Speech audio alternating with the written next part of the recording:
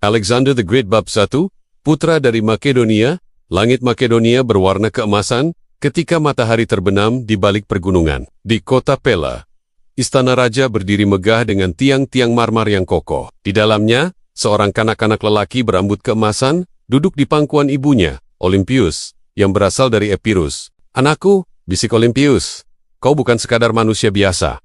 Dewi-dewi sendiri melindungimu sejak dalam rahimku. Kau dilahirkan untuk menakluk dunia." Anak itu bernama Alexander, putra kepada Raja Philip, dua penguasa Makedonia yang sedang membina kekuatan untuk menakluk seluruh Yunani. Dari kecil, Alexander diasuh dengan kisah-kisah kepahlawanan Achilles. Dalam Iliad, malam-malamnya dipenuhi bayangan medan perang, dewa-dewi, dan mimpi untuk meninggalkan jejak sebesar legenda. Di halaman istana, suara besi beradu. Para askar berlatih tombak panjang sarisa, sementara kuda-kuda meringkik ganas. Alexander kecil berdiri memerhati, matanya bersinar. "Suatu hari nanti, aku akan lebih besar daripada ayah," katanya dalam hati. Bab 2, kuda liar bernama Bucephalus. Pada usia 12 tahun, Alexander berhadapan dengan cabaran pertamanya. Seekor kuda hitam besar layar dan buas dibawa ke istana. Para penunggang dewasa gagal menundukkannya. Ia menendang, meringkik, dan menolak siapapun yang coba mendekat. Raja Philip menggeleng kecewa. "Kuda ini tak berguna," katanya. Namun Alexander melangkah ke hadapan. "Ayah, izinkan aku mencoba." Gelak ketawa memenuhi halaman. Bagaimana mungkin seorang budak kecil menundukkan kuda ganas itu? Tetapi Alexander mendekati kuda dengan tenang, memperhatikan setiap gerakannya. Dia sadar kuda itu takut pada bayang-bayangnya sendiri. Maka dia memutar tubuh kuda menghadap matahari, sehingga bayang hilang dari pandangannya. Dengan lambat, dia mengusap leher kuda itu, lalu naik ke atas punggungnya. Bucephalus meringkik, melompat, tetapi Alexander tetap teguh. Dalam sekelip mata, kuda itu berlari kencang, membawa Alexander ke hujung padang. Semua yang menyaksikan ternganga. Raja Philip menitiskan air mata bangga. "Anakku," katanya, "cari kerajaan yang sepadan denganmu. Makedonia terlalu kecil untuk cita-citamu." Bab 3. Guru bernama Aristotle. Tak lama kemudian, Alexander diserahkan untuk belajar di bawah seorang lelaki agung, Aristotle, filsuf terkenal. Di bawah bimbingan Aristotle, Alexander belajar falsafah, ilmu politik, sains, dan seni peperangan. Dia mempelajari logik, memahami bintang-bintang, dan menelaah sejarah bangsa-bangsa lain. Namun yang paling mempengaruhi dirinya adalah kisah Achilles. Alexander menyimpan salinan Iliad di bawah bantalnya, menganggap dirinya keturunan wira besar itu. "Guru," tanya Alexander, "suatu hari, apakah lebih mulia menjadi bijaksana atau menjadi penakluk?" Aristotle tersenyum. "Seorang raja sejati harus memiliki kedua-duanya. Kemenangan tanpa kebijaksanaan hanyalah kehancuran. Kebijaksanaan tanpa kekuatan hanyalah mimpi kosong." Kata-kata itu tertanam dalam hati Alexander seumur hidupnya. Bab 4. Kematian seorang raja tahun berganti. Alexander tumbuh sebagai pemuda gagah, cekap dalam strategi, dan disegani askar muda Makedonia. Namun, kehidupannya berubah drastik ketika Raja Philip II dibunuh dalam sebuah perayaan. Di tengah kekacauan, Alexander yang baru berusia 20 tahun naik takhta. Para bangsawan meragukannya. Musuh-musuh di luar Makedonia melihat peluang untuk memberontak. Namun Alexander tidak gentar. Dengan keberanian luar biasa, dia segera bergerak ke Yunani. Di kota Thebes yang bangkit melawan, Alexander mengepung dan meratakan kota itu hingga tinggal puing. Tindakan keras ini membuat seluruh Yunani tunduk. Athens dan Sparta tidak berani mencabar. Dalam waktu singkat, seorang pemuda berusia 20 tahun menjadi penguasa seluruh Yunani. Bab 5. Perang melawan Persia dengan Yunani di tangannya. Alexander memandang ke timur. Empire Persia, musuh tradisi Yunani, sebuah kuasa raksasa yang membentang dari Asia Kecil hingga ke India. Tahun 334 sebelum Masehi, Alexander menyeberangi Selat Hellespont dengan 40,0 askar. Setibanya di Asia, dia menancapkan tombaknya ke tanah dan berkata, "Ini adalah tanah yang akan kutakluk. Demi Yunani dan demi kemuliaan."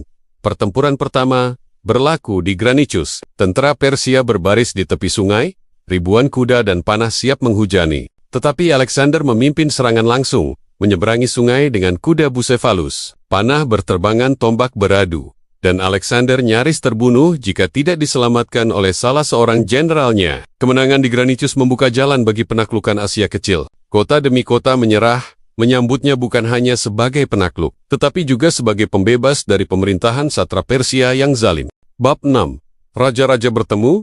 Raja musuh sebenar Alexander ialah Raja Darius III dari Persia. Mereka bertemu di Issus, sebuah lembah sempit di tepi laut. Tentara Darius berjumlah ratusan ribu, sementara Alexander hanya memiliki puluhan ribu. Namun, medan sempit itu menghapus kelebihan musuh. Alexander memimpin serangan pasukan kavaleri di sayap kanan, menembus pertahanan Persia, lalu mengarahkan tombaknya ke arah kereta kuda Darius. Melihat Alexander mendekat, Darius gemetar.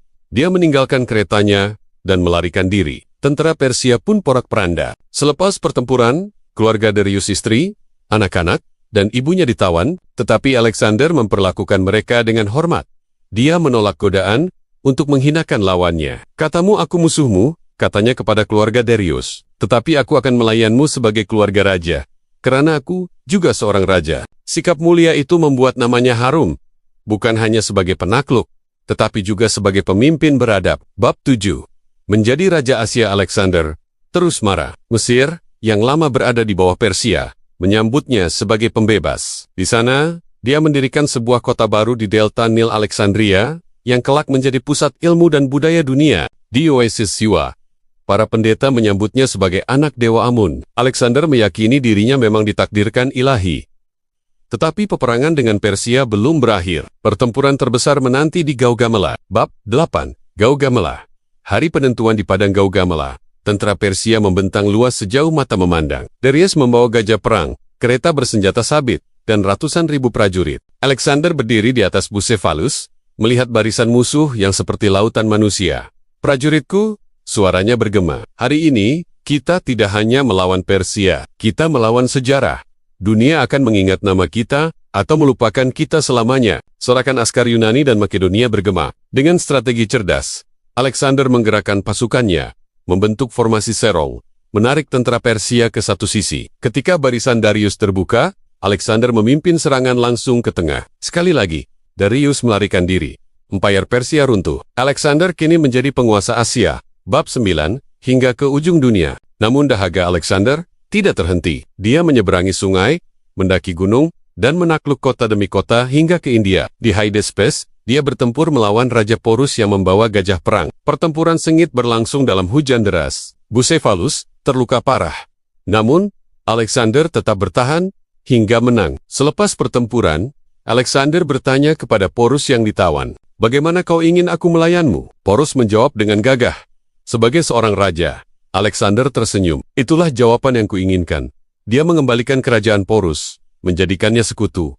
Namun, askar-askarnya mulai letih. Mereka merindukan rumah. Di tebing sungai Hifasis, mereka menolak untuk terus maju. Dengan berat hati, Alexander akhirnya pulang. Bab 10.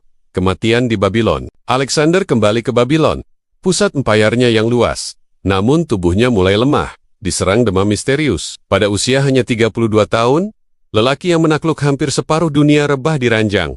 Para jenderalnya berkumpul. Salah seorang bertanya, "Kepada siapa kau tinggalkan empayar ini?" Alexander, dengan nafas terakhir, menjawab perlahan, "Untuk yang terkuat." Dan dia pun menghembuskan nafas terakhir. Epilog kematian Alexander mengoyak empayarnya. Para jenderal membahagi wilayah, melahirkan dinasti-dinasti baru. Namun nama Alexander tetap hidup. Dia bukan hanya penakluk, tetapi pembawa penyatuan budaya.